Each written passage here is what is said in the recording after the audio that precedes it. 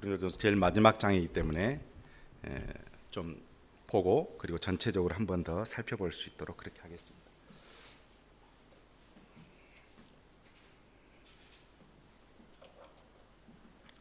자, 16장에 이렇게 시작합니다. 성도를 위하여 연보에 관하여서는, 이 연보는 헬라어로 로게이아스라는 단어를 썼어요. 로게이아스.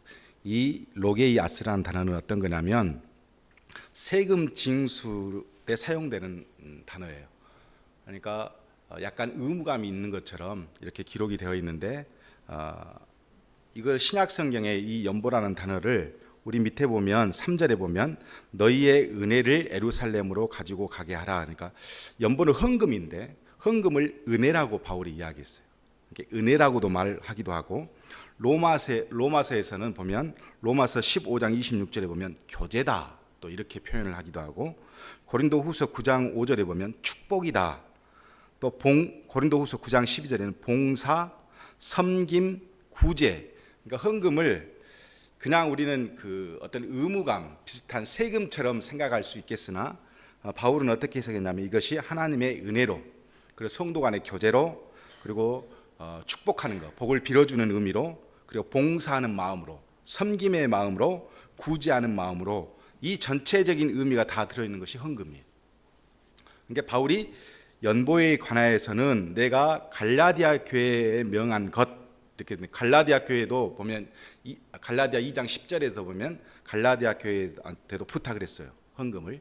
자, 너희도 그렇게 하라 그렇게 돼 있어요. 자, 바울은 구제헌금을 통해서 예루살렘 교회를 돕고자 했어요. 그 당시 예루살렘 교회가 굉장히 어려웠고 핍박도 많았고 또 나름 그 기근이 있어서 엄청나게 힘든 상황이었기 때문에 바울이 좀 돕고자 했어요. 돕고자 했는데 예루살렘에 있는 교인들은 대부분 유대인들이었고, 그리고 거기 안에는 정통 어떤 그 신앙을 갖춘, 유대 신앙을 갖춘 사람들이 새롭게 예수를 믿으면서 교회를 시작했기 때문에 나름 굉장히 자존심도 강하고 나름 또 자기들의 어떤 정통을 굉장히 중요하게 여기는 교회가 예루살렘 교회였어요. 근데 바울이 이제 여기저기 선교하고 예수님의 제자들이 이곳저곳에서 교회를 세우면서 이방의 교회와 예루살렘 교회가 전혀 의미 없는 교회가 아닌데, 이게 이제 어떤 그 서로 교감을 해야 되고 서로 주고받고 해야 되는데, 바울이 좋은 생각으로 뭐냐면 그 어려울 때 헌금을 해서 그 교회를 돕는 것이 서로 단일성도 이루고 통일성도 이룰 수 있다라고 생각했던 것 같아요. 그래서 바울이 가능하면 그 교회가 힘들지 않으면, 어느 정도 그 교회가 도울 수 있는 교회면 헌금을 부탁해서 예루살렘 교회를 도울 수 있도록 그렇게 합니다. 그래서 교회의 통일성과 단일성을 어떤 헌금 안에 두어서 서로 돕게 함으로써 한 교회, 그리스도 안에서 한 교회라는 것을 설명해내고 또 교인들에게 가르치기 위해서 헌금을 부탁했다. 자, 매주 첫날 그랬습니다. 2절에 보면 매주 첫날, 이 매주 첫날은 주일입니다.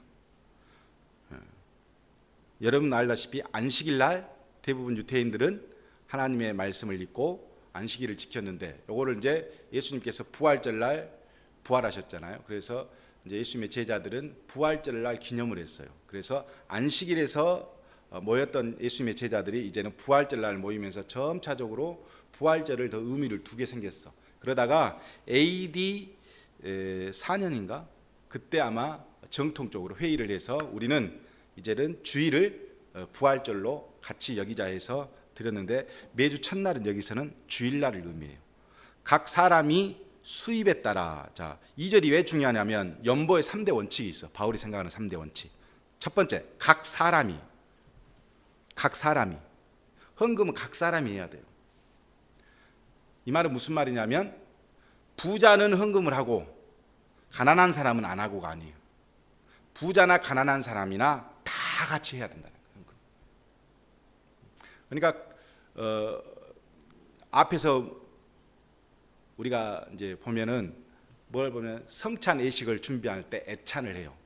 교인들이 성찬 예식이 있는 날, 성찬을 예식을 하러 올 때 애찬을 또 준비를 해. 그래서 먼저 음식을 먹기도 하고 서로 이제 관계를 나누는데, 이 부자 사람들이 보니까 가난한 사람들이 와서 많이 먹어버려. 그리고 그 가난한 사람들은 대부분 노예거나 아니면 이방인들이야.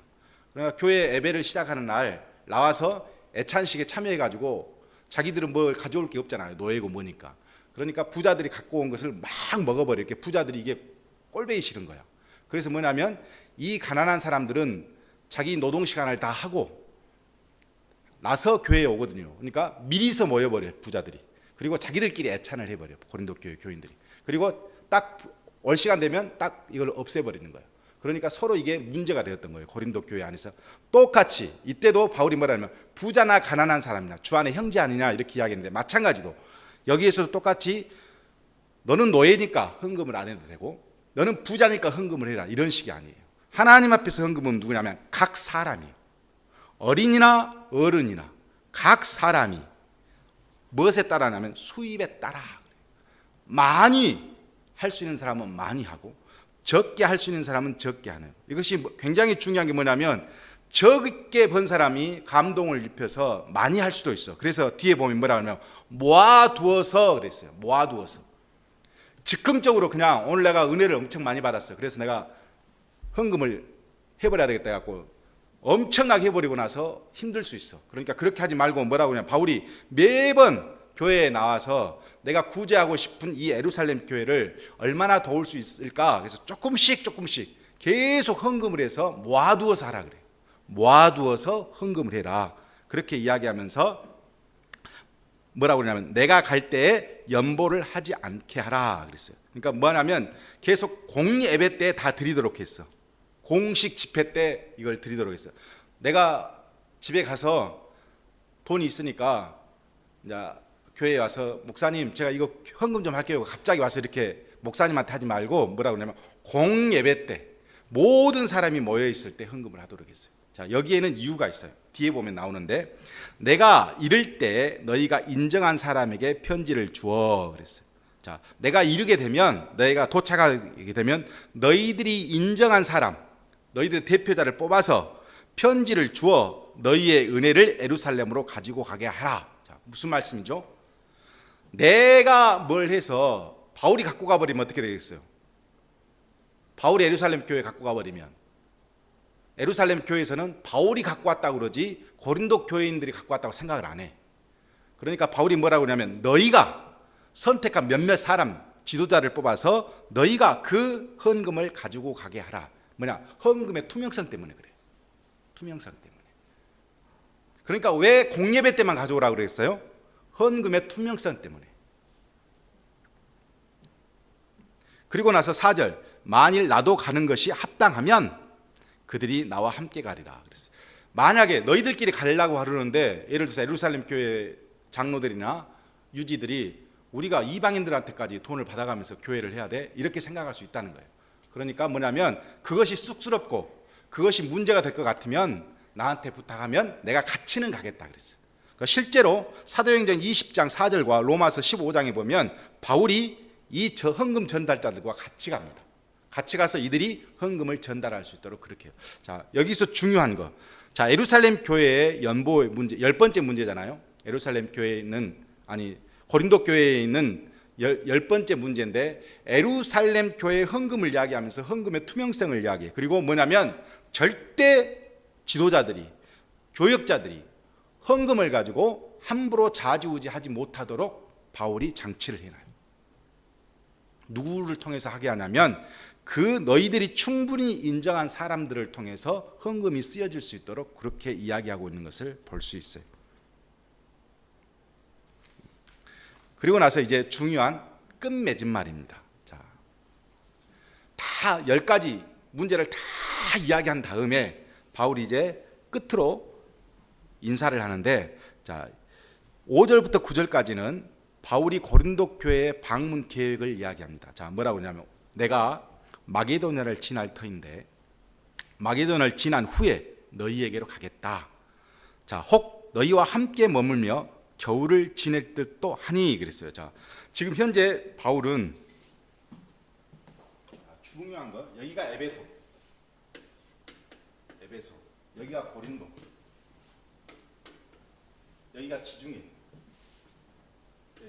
내가 엄청 지도를 잘 그리니까요. 여기가 지중해예요, 지중해. 여기가 그 유명한 마케도니아. 알렉산더의 고향이 여기란 말이에요. 자, 여기서부터 여기까지 배 타고 가면 빨라요. 고린도서에서. 자, 문제는 뭐냐면 여기는 바울이 2차 전도 여행 때 1년 6개월을 있었어요. 이게 성교의 가장 교두부가 고린도 교회였어요. 그리고 3차 전도 여행 때는 에베소예요. 여기서 2년 6개월을 있었어요. 3차 전도여행에서는 에베소에서 주로 했고 2차는 고린도에서 주로 복음을 전도했어. 자, 중요한 건 뭐냐면 지금 현재 바울이 여기에서 있는데 고린도 교회 배 타고 가면 돼. 배 타고 가는데 여기에 교회들이 있어. 이렇게. 그러니까 여기를 들려서 가려고 하니까 지금 이야기는 마케도니아를 거쳐서 여기 마케도니아를 거쳐서 내가 지금 현재는 에베소에 있지만 내가 마게도니아를 거쳐서 그 다음 고린도로 간다. 그럼 무슨 뜻이죠? 육로로 가겠다 뜻이에요. 육로로. 이렇게. 그런데 2절에 보면 이렇게 돼 있어요. 혹 너희와 함께 머물며 겨울을 지낼 듯도 하니. 겨울에 여기 도착하겠다는 뜻이에요. 여기서 겨울에 도착하려고 여행 계획을 짰다. 근데 문제가 있죠. 이는 너희가 내가 갈 곳으로 보내주려 함이니라. 자, 바울이 원했던 것은 뭐냐면 고린도 교회에 여기에서 겨울을 보내고 싶어해. 겨울을 보내고 싶은 이유는 뭐냐면 겨울이 되면 이 항구가 고린도 교회가 이렇게 지금 고린도가 이렇게 있는데요. 고린도 교회가 있으면 이 항구가 고린도의 항구가 겨울만 되면 너무 추우니까 안 움직여. 봄까지. 그러니까 특별한 무슨 돈을 많이 주거나 특별한 무슨 일이 아니면 여기에 있는 항구들이 일로 안 가. 그러니까 겨울을 어차피 나야 돼. 어디에선가. 그러니까 될 수 있으면 고린도 교회에 가가지고 거기서 자기가 겨울을 지내고 싶다. 그리고 지낸 다음에 자, 왜 지내려고 했냐면 고린도 교회는 말도 못한 많은 문제가 있어. 그러니까 바울이 생각하기에 에베소에 있으면서 내가 고린도 교회에서 겨울에 가가지고 어차피 거기서 한 3, 4개월 있어야 되니까 그때 내가 교회 문제를 다 해결해야 되겠구나 이렇게 생각을 했던 거죠. 그 다음 보면 내가 이제 떠날 때 누군가가 배를 타고 움직이면 돈을 줘야 돼. 바울은 돈이 없으니까. 그때 고린도 교회에서 나를 보내주었으면 좋겠다 이렇게 이야기를 해요. 그러니까 바울이 선교 계획을 쭉 이야기하죠. 그리고 다음 7절에 보면 이제는 지나는 길에 너희 보기를 원치 아니하노니 이는 만일 주께서 허락하시면 얼마 동안 너희와 함께 머물기를 바람이라 이렇게 되었어요. 자, 근데 문제가 있어. 8절과 9절에 보면 내가 오순절까지 에베소에 머물려 함은 그랬어. 자, 바울은 여기서 오순절까지 있기를 원했어. 오순절까지. 여기서 오순절을 지내고자 마음을 먹었어요. 에베소에서 오순절을 있고 내게 광대하고 유효한 문이 열렸으나 대적하는 자가 많음이라 그랬어요. 자, 에베소에 자, 지금부터 19장 사도행전 19장을 펴니다. 사도행전 19장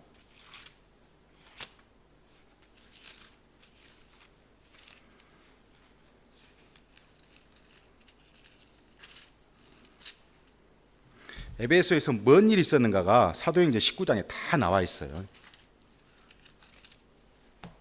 자,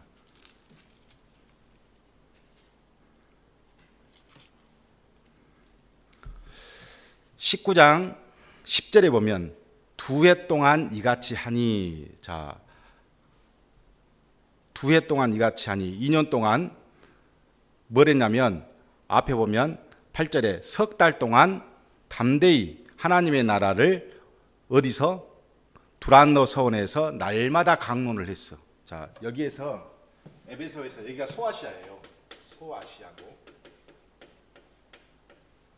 여기가 이제 유럽으로 들어가는 것이죠. 그러니까 이 고린도에는 이렇게 있는데 제가 말씀을 드렸죠. 헤롯 대왕이 이 노예를 다 잡아다가 몇만 명을 여기다 투자를 했어. 갖고 이 고린도에다가 운하를 뚫으려고 했어. 운하를 뚫으려고 했는데 못 뚫었어. 도저히 사람으로 할 수 없어. 그래가지고 이걸 중단시켜 버렸어. 자, 운하를 뚫으려고 하는 이유는 배들이 이렇게 돌아가는 것보다 여기서 이리로 지나가면 돈을 엄청나게 받을 수 있어. 그러니까 여기에는 아시아에서 온 사람들이 여기에서 많이 뭐 터키나 이쪽 지방에 있는 사람들이 온갖 인도 사람들이 다 와서 배를 어디다 대냐면 여기다 대. 여기다 대면 여기에서 사람들이 이제 유럽 사람들이 와갖고 여기서 사갖고 일로 가는 거예요. 가니까 이 고린도에는 돈도 엄청나지만 수많은 잡족들이 일로 다 모여. 그러니까 매춘 행위도 엄청나게 많을 뿐만 아니라 다양한 언어를 가진 사람들이 많고, 그러다 보니까 여기에서 서양의 문무가 동양의 문물이 여기서 만나는 거예요. 그러니까 헤롯이 생각하기에 이 사람들이 이렇게 돌아갈 것이 아니라 일로 가버리면 돈을 엄청나게 걷어들일 수 있거든. 그래서 헤롯이 여기다 노예를 다 팔고 이걸 뚫어내려고 한 거예요. 그런데 못했어. 나중에 프랑스가 여기를 뚫어준 거예요. 뚫어서 지금 고린도 운하가 있어. 그 운하를 한 번씩 갈 때마다 돈을 엄청나게 걷어들일 수 있는 거죠. 그러니까 당시 이 고린도 안에는 이쪽에 있는 사람들이 전부 다 갖고 여기다가 선박을 하고 물건을 내리면 여기서 일로 옮겨가지고 여기서 실어서 가거나 아니면 여기서 바로 돌아가거나 그래요. 그러니까 고린도는 자연적으로 로마의 4대 도시가 되어버려요. 엄청나게 큰 도시가 되어가고 있고, 거기 안에서는 온갖 잡족들이 다 모여서 별의별 짓을 다 하면서 여기에서 완전히 한마디로 그 썩어 문드러지는 거기에 교회가 세워 있어요. 그러니까 얼마나 그런 게 심하겠어요. 그 상황에서 자 바울이 여기에서 1년 6개월 동안 교회를 개척해 가지고 설교를 하면서 사람들을 만들어냈어. 자 그런 다음에 이제 에베소에서 다시 이 고린도 교회에 이제 가려고 하는데, 문제가 이제 겨울에 가면 고린도 이 문제들을 싹 내가 정리하고 와야 되겠다라고 생각하고 그 일을 시작한 거죠. 자 보면 그러고 있었을 때 무슨 일이 생기냐면, 자 보면 이렇게 돼 있어요. 12절에 보면 두 해 동안 있는데 11절에 하나님이 바울의 손으로 놀라운 능력을 행했어. 어디서? 에베소에서. 어떤 능력을 행했냐? 12절에 보면 사람들이 바울의 몸에 손수건이나 앞치마를 가져다가 병든 사람에게 얹으면 그 병이 떠나도 악귀도 떠나가. 이게 놀래버린 거예요. 여기는 지금 뭐냐면 온갖 우상숭배, 잡족들, 별의별 하는 사람들이 다 모였는데 바울이라고 하는 사람이 등장했는데 병이 떠나고 악귀도 떠나. 13절 어떤 유태인들이 시험 삼아 악귀 들린 사람들에게 주 예수의 이름으로 물러가라 했더니 거기에서 그런 현상도 일어났는데 14절에 보니까 유대의 한 제사장 스게와의 7 아들도 이를 행하였어. 그러고 보니까 내가 예수도 알고 바울도 아는데 너희는 누구냐? 귀신이 이렇게 대답까지 하고, 그 이야기가 온 이제 그 에베소에 퍼지니까 17절에 에베소에 사는 유태인들과 헬라인들이 다 일어나 두려워하고 떨고 있었어. 이때 20절에 보면 주의 말씀이 힘이 있어 흥왕하여 세력을 얻으니라 그랬어요. 그러니까 갑자기 그러고 있는데 바울이 그렇게 전도를 하면서 이 에베소에서 강론한 이유는 여기 골로새 교회, 소아시아 교회, 우리 소아시아 보면 요한계시록 뒤에 나오는 라오디아 교회 여러 가지 나오잖아요. 이 교회들이 이 주위에 있어. 이때 이 교회에 유력자들이 어디로 오냐면 에베소에서 와서 바울의 강론을 듣고 드디어 교회로 세워 가져가 있어. 그러니까 바울이 쉽게 움직일 수 없는 상황이 계속 되는 거예요. 막 부흥이 일어나. 자, 언제 바울이 떠났냐? 23절에 보면 그때쯤 되어 이 도로 말미암아 적지 않는 소동이 일어났어. 어떤 소동이냐? 데메드리오라고 하는 사람이 24년 어떤 은장색이 은으로 아데미 신상을 모셔놓고 파는데, 사람들이 이제 바울이 뭐라고 그러냐면 이것은 다 우상이고 진짜 하나님 따로 계시다 강론을 해버리니까 에베소에서 사람들이 아데미 신전을 안 사버려 이제. 그리고 이것은 다 우상이다.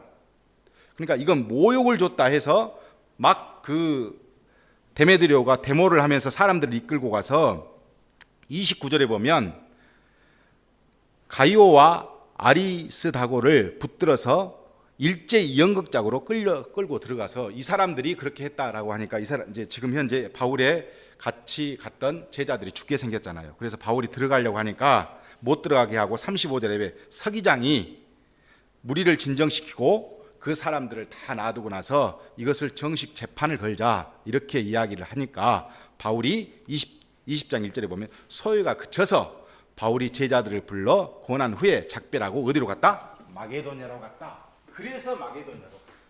그러면 여기서 우리가 알 수 있는 건 사실은 이 일이 있기 전에 고린도 전서를 썼다는 거예요. 이 일이 있기 전에. 그러니까 고린도 전서를 언제 썼냐? 아마도 두란노 서원에서 강의를 하고 있었을 때 그때 고린도 전서를 썼을 가능성이 대단히 높아지는 거예요. 이 일이 있기 전에 썼으니까. 그러니까 8절에 보면 사도행전 19장 8절에 바울이 회당에서 들어가 석 달 동안 담대히 하나님에 대하여 강론을 하고 있을 때 고린도 교회에서 사람들이 와가지고 그래서 고린도 전서를 쓰게 되었다라고 볼 수가 있는 거죠. 자, 그 다음 내려가 보면 이제 그 이야기가 나와요. 자, 10절. 그래서 뭐냐면 9절에 유효한 문이 열렸으나 대적하는 자가 많아. 그 사람들은 데메드리오 이런 사람들이야. 예. 그래서 그런 사람들이 계속 압박을 가하고 있어서 문제가 터진 거예요. 자, 그래서 내가 쉽게 움직일 수는 없었다. 그래서 누구를 보냈냐? 10절. 디모데가 이르거든 너희는 조심하여 두려움이 없이 너희 가운데 있게 하라. 이는 그도 나와 같이 주의 일을 힘쓰는 자임이니라 그랬어요. 자, 사도행전 19장 22절에 봐보세요. 자, 그래서 중간에 뭐라고 나오냐면 이 일이 있은 후에 바울이 마게도냐와 아가야를 거쳐 예루살렘 가기로 작정하여 이르되 내가 거기 갔다가 후에도 로마로 봐야 하리라. 이렇게 마음은 먹었어. 계획은 짰어. 이 계획하고 지금 갔죠. 근데 자기를 돕는 사람 중에서 디모데와 아리스도 두 사람을 마게도냐로 보내고 이때 보냈을 때 바울이 뭘 보냈을까요? 지금 이 문제 고린도 교회에 있는 문제를 좀 해결하라고 누구를 보냈냐면 디모데를 보냈어. 그러니까 여기서 10절에 보면 오늘 본문 고린도전서 10절에 보면 디모데가 이르거든 이렇게 나온 거예요. 그러니까 디모데는 지금 어떻게 가고 있냐면 여기서 육로로 가고 있어.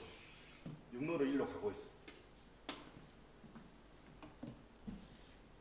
자, 11절. 그러므로 그를 멸시하지 말고 평안히 보내어 내게로 오게 하라. 나는 그가 형제들과 함께 오기를 기다린다.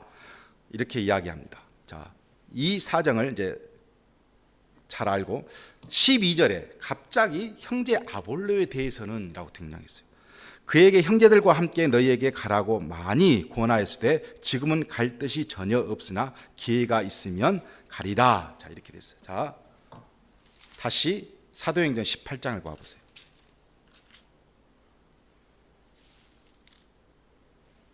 아, 19장.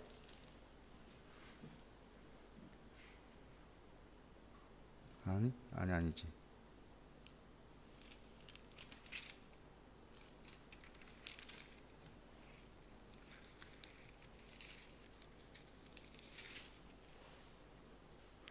자, 18장 24절에 보면 알렉산드리아에서 아볼로라 하는 유태인이 에베소에 있으니 그랬어.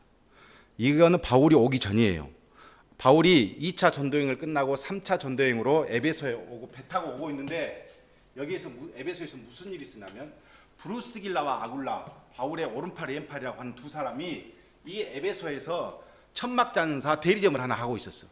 주로 본점은 여기였고 여기가 대리점이 있어. 대리점에서 열심히 일을 하고 있었는데 누구를 만나면 아볼로를 만났어. 이 사람은 알렉산드리아는 당시 유태인들이 300만 명이 애굽에 있는 알렉산드리아, 그러니까 누가 세웠냐면 알렉산더 대왕이 세운 그야말로 뭐 서고도 많고 책도 많고 거기는 뭐냐면 지식의 도시라고 그래가지고 엄청난 방대한 양의 그 도서관들이 많았어요. 그곳에서 누가 있었냐면 아볼로라는 사람이 거기서 공부를 했어. 그 사람이 유태인인데 에베소에 이르니 이 사람은 언변이 좋고 성경에 능통한 자야. 구약을 엄청 많이 읽었던 사람이야. 이 사람을 만나서 물어보니까 이 사람이 예수에 대해서 알지를 못하는 거야. 그래서 보면 26절 중간에 브루스길라 아굴라가 데려다가 하나님의 도를 정확히 풀어주었어. 누구한테 배웠죠? 사도 바울한테 풀어줬더니 아볼로가 아가야로 건너가고자 한다. 고린도가 여기를 아가야 지방이라고 해요. 여기에 있던 아볼로가 내가 여기 가서 그러면 바울 선생님이 없으니까 내가 아주 성경을 많이 하니까 여기 가서 이 고린도 사람들을 좀 성경을 가르치면 어떻겠느냐 이렇게 본 거예요. 그러니까 이 브루스길라가 아굴라가 그거 좋은 생각이다 해서 바울 선생님이 없으니까 네가 좀 갔으면 좋겠다 해서 이 사람을 어디로 보내냐면 이 고린도 교회 담임 목사로 보내는 거예요. 자, 담임 목사로 보냈는데 지금 몇 개월이 흐르지 않았어. 몇 개월이 흐르지 않아서 누가 돌아와 버렸냐면 바로 아볼로가 돌아온 거예요. 어디로? 에베소로 와버렸어. 오늘 16장에 보면 16장 12절에 아볼로에 대해서는 그랬어요. 왜 아볼로가 돌아왔을까? 목회를 하던 사람이, 성경에 능통한 사람이 여기를 가서 목회를 하다가 중간에 돌아온 이유는 뭐냐면 우리가 보면 고린도 교회에 10가지 문제가 있어요. 10가지 문제 중에 아볼로는 성경을 너무 잘 알기 때문에 다 그거에 대해서 언변으로 충분히 소화할 수 있었는데 딱 하나 걸린 것이 있었어요. 뭐냐면 은사. 12장부터 14장에 나오는 고린도 교회에 도저히 상식적으로 이해할 수 없는 은사들이 막 교회 안에서 퍼져 있는 거예요. 성경으로 아무리 이야기해도 조절이 안 돼. 그리고 너는 뭐라고 그러냐면 당신은 성경을 많이 하는데 영적으로는 좀 부족해요. 이런 식이야.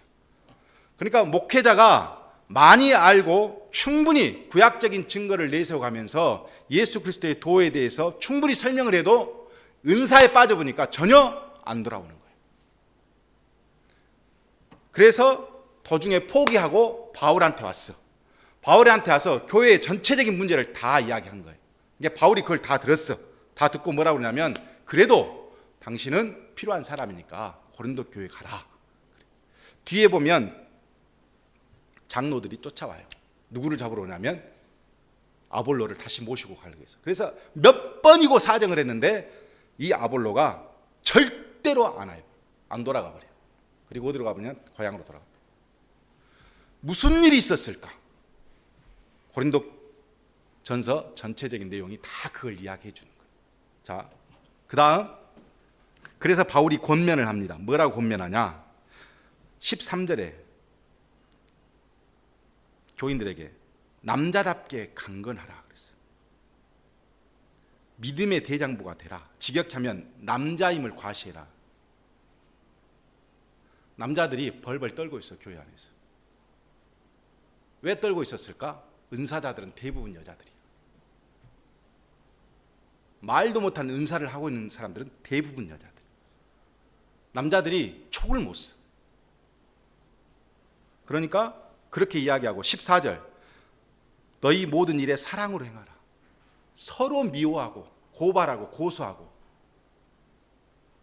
교회 안에서 난리가 벌어지는 거예요. 서로 사랑하는 것이 전혀 느껴지지가 않아. 그러니까 바울이 이렇게 해놓고 15절 형제들아 스데바나의 집은 곧 아가야의 첫 열매요. 자, 아가야 여기 전체 여기를 고린도 마게도냐 이쪽 지방의 첫 열매가 누구냐면 아가야. 처음으로 예수를 믿은 사람이야. 성도 섬기기로 작정한 줄로 너희가 아는지라. 이 스데바나라는 사람이 성도들을 엄청나게 알게 모르게 잘 섬겼어. 이것을 모든 교인들이 알아. 그래서 뭐냐면 내가 권하노니 이 같은 사람들과 또 함께 일하며 수고하는 모든 사람에게 순종하라. 자, 순종할 사람은 누구냐면 이 스데바나 같은 사람한테 좀 순종해라.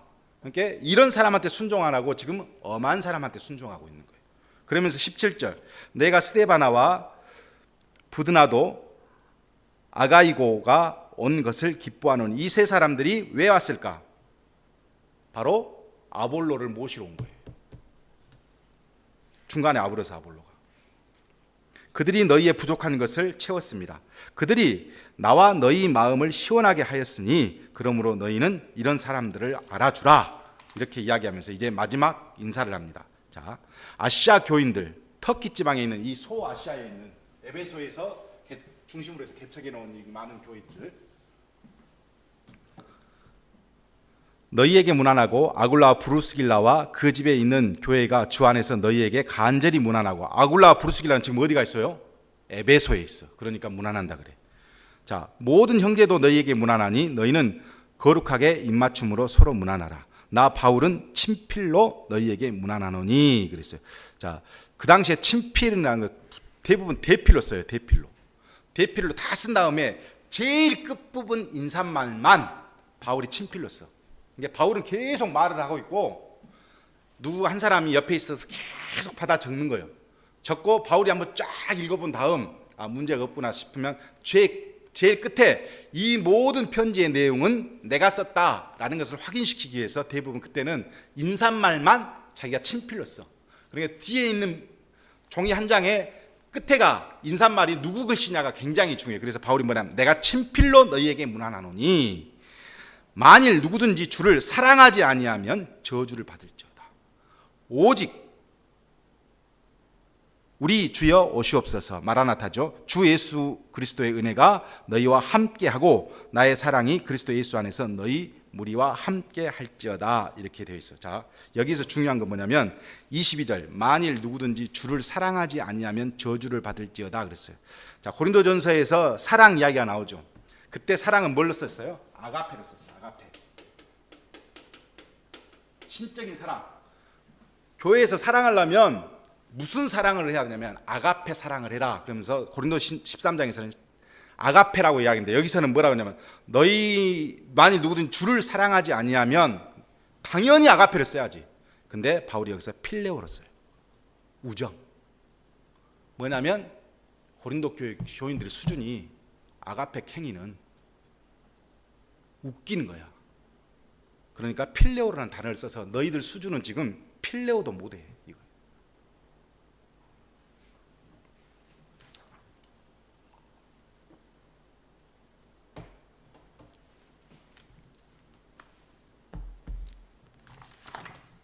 자, 우리가 다음 주에 고린도 후서를 가면 이제 충격적인 이야기들이 막 나오는데요. 자, 전체적으로 이야기하면 이거예요. 바울이 1년 6개월 동안 50년 가을 고린도 교회를 개척을 했어요. 그 개척해서 1년 6개월 동안 열심히 가르쳤어. 사도행전 18장 11절에 보면 그 내용이 나와요. 열심히 가르쳤는데 거기 가서 가르치다가 막 교회가 좀 돼가고 그러니까 실로아노, 그러니까 실라하고 디모데를 불러들여요. 그래서 실라하고 디모데가 합류를 해. 그래서 교회 개척 때 같이 움직였습니다. 교회 공동체가 막 이렇게 구성이 되어졌는데 학자들이 과연 몇 명이나 됐을까 보면 보통 60명 정도 교인들이 됐을 거라고 생각하는데 대부분이 유대인들 장로들이었고 그리고 석혀 있는 사람들이 이방인들이었어.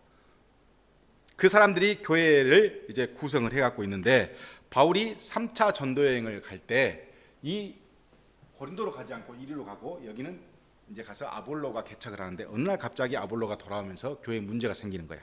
근데 가만히 보니까 이제 그 문제에 대해서 더 자세하게 이야기해 준 사람이 글로에라고 하는 이제 고린도전서 1장 11절에 보면 글로에가 편지를 교회 분쟁 소식을 들려줘. 그래서 바울이 그때 편지를 쓰게 돼.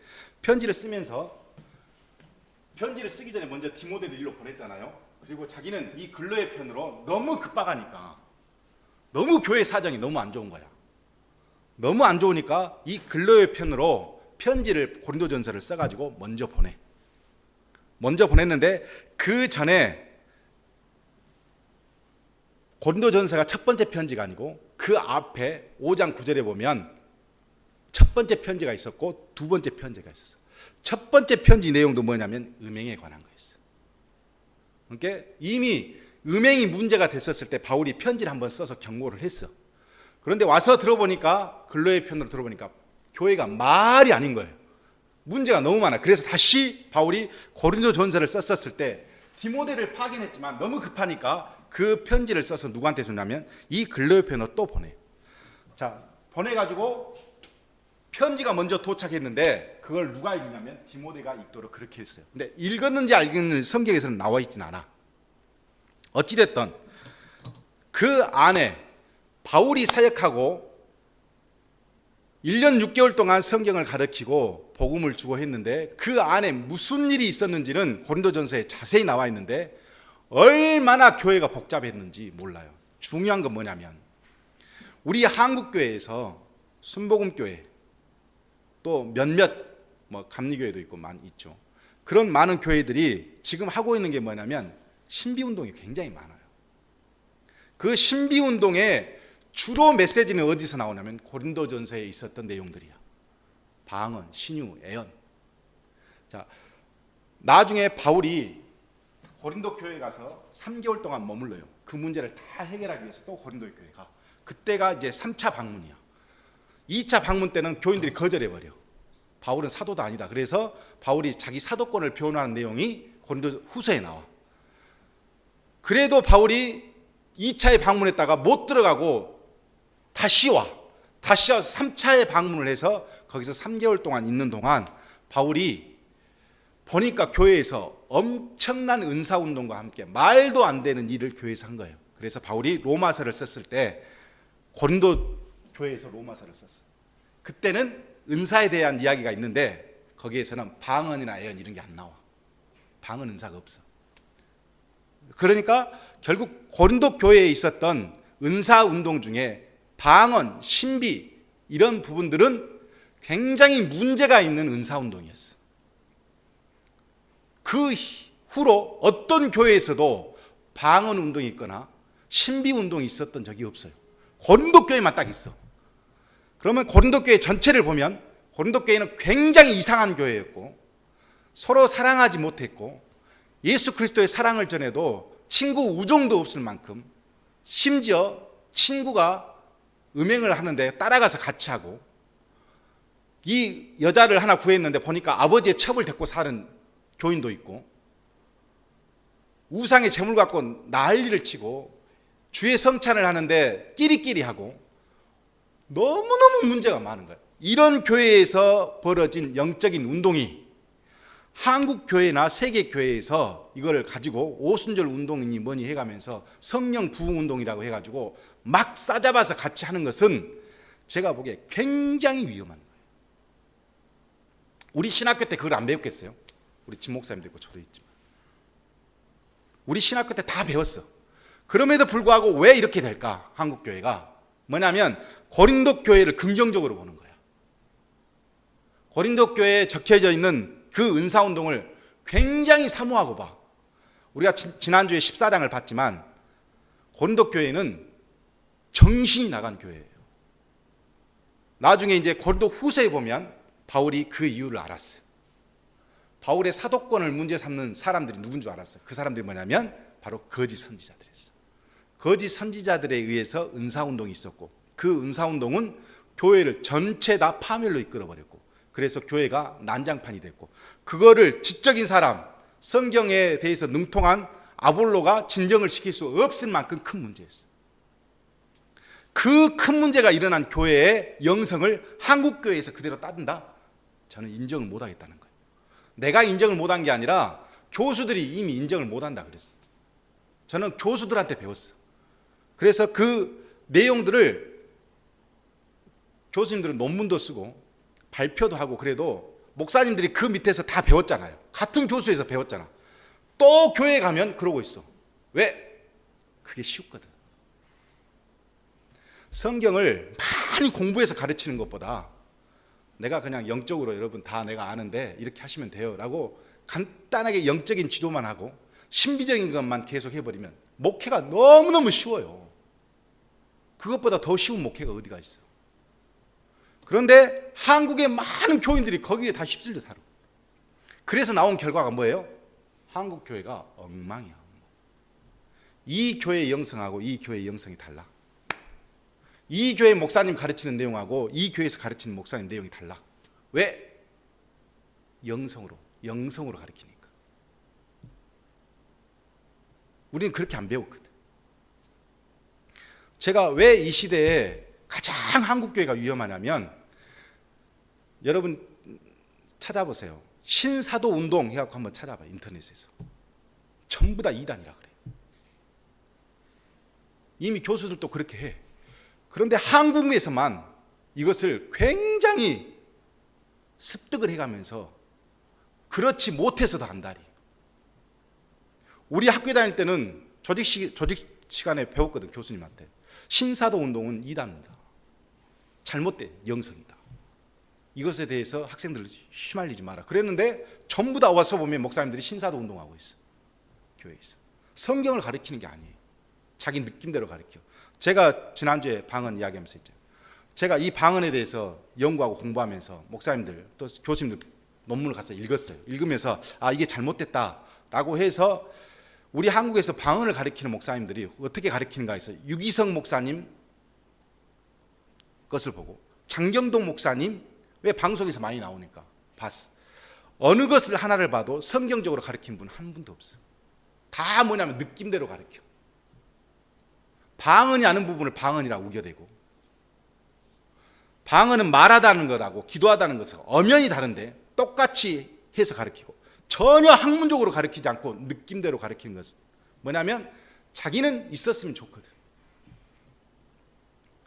그렇게 해서 그냥 몰고 가는 것이 훨씬 좋거든. 그런데 제가 고린도전서를 연구하면서 공부하면서 느낀 것이 하나 있다면 그건 뭐냐면 고린도 교회에서 나오는 문제는 절대 영적인 문제가 아니라는 거예요. 이거는 후서에서 보면 더 자세히 나와 있지만 굉장히 위험한 신비주의가 고린도 교회에 있었고, 이 신비주의의 주축은 여자였고, 여자들이 교회 안에서 여러 가지 방언을 말하면서, 기도가 아니에요, 방언을 말하면서 말했잖아. 잡족들이 다 여기 모여 있었어. 나는 저기 소아시아 지방의 방언이야 하면서 막 떠들거려 버려. 예배 시간에 말도 안 되는 막 말들을 해가면서 너는 어디 말이냐 물어보면 나는 저 유럽 저 끝에서 스페인에서 배운 말이야. 막 이런 식으로 말을 해버리니까 예배가 안 되는 거야. 질서가 다 파괴돼 버리고. 그러니까 바울이 해석하지 못한 말은 하지를 마라 이렇게 이야기하죠. 결국 고린도전서 전체의 내용은 뭐냐면 문제가 많은 교회였다. 따라서 한국 교회는 이 문제 많은 교회를 따라갈 것이 아니고 이 문제가 어떤 문제인가를 자세히 보고 이 문제들을 교회에서 발생하지 않도록 하는 것이 고린도전서를 읽는 우리에게 의미가 있는 것이지, 고린도전서에 나와 있는 이 영성을 따라가겠다 하면 제가 보기에는 바울이 정말 책상을 치고 기절할 일이 말도 안 되는 거예요. 제가 만약에 여러분이 우리 목사님이 좀 다른 목사님과 다르다 싶으면 다른 이렇게 논문집이나 이런 것들을 봐보세요. 제 말이 틀린 거. 주석을 봐보세요. 절대 제 말이 틀리잖아요. 제가 지금 한 모든 내용은 그랜드 주석을 보면서 제가 한 거예요. 그냥 한 게 아니에요. 다 찾아가면서 내가 일일이 다 조사를 해본 거예요. 따라서 적어도 저는 우리 사랑교회 안에 있는 분들은 제가 어떻게 이 교회를 세우게 됐고 하나님 앞에 어떻게 됐냐면, 적어도 하나님께서 우리에게 주신 이 말씀이 왜 주셨을까를 안다면 그렇게 하면 안 된다는 거예요. 이 말씀은 어찌됐든 하나님께서 주신 말씀이라고 우리가 믿잖아요. 그러면 이 말씀 이대로 우리가 믿으면 되는데 여기서 왜 자기 영적인 경험이 들어가고 왜 여기서 말도 안 되는 자기 영적인 감각이 들어가고, 절대 그래서는 안 되거든. 이 말씀 이대로만 우리가 따르면 아무 문제 없어요. 그런데 이것을 연구하지 않고 목사님들이 너무 함부로 막 영성을 흔들어 버려요. 영성이 뭐예요? 하나님의 뜻을 바로 이해하는 게 영적인 거죠. 자기가 뭐 이런 신비 체험했는데 이게 맞다, 그러면 안 되지. 자기가 한 신비 체험이 성경적으로 증명이 안 되면 안 해야죠. 말을 안 해야지. 전들 신비 체험이 없었겠어요? 여기에 있는 분들, 여러분들 신비 체험이 없어? 있어. 꿈, 말도 환상인지 모르는 그런 체험들이 다 있다니까요. 그러나 그것이 우리 삶의 중심이 되지는 못해. 왜? 말씀이 있으니까. 그러니까 말씀을 중심으로 산다 생각하면 정말 중요한 복음의 어떤 틀들을 우리 교회에서 잡게 될 거라고 저는 그렇게 확신을 해요. 그래서 저는 계속해서 성경을 가르치고 이렇게 날짜 따져가면서 연도수 따져가면서 하는 이유는 뭐냐면 정확하게 이해시키기 위해서요. 다음 주부터 고린도 후서를 갑니다. 고린도 후서 가면 바울이 얼마나 가슴이 아프게 했는지를 알 수 있습니다.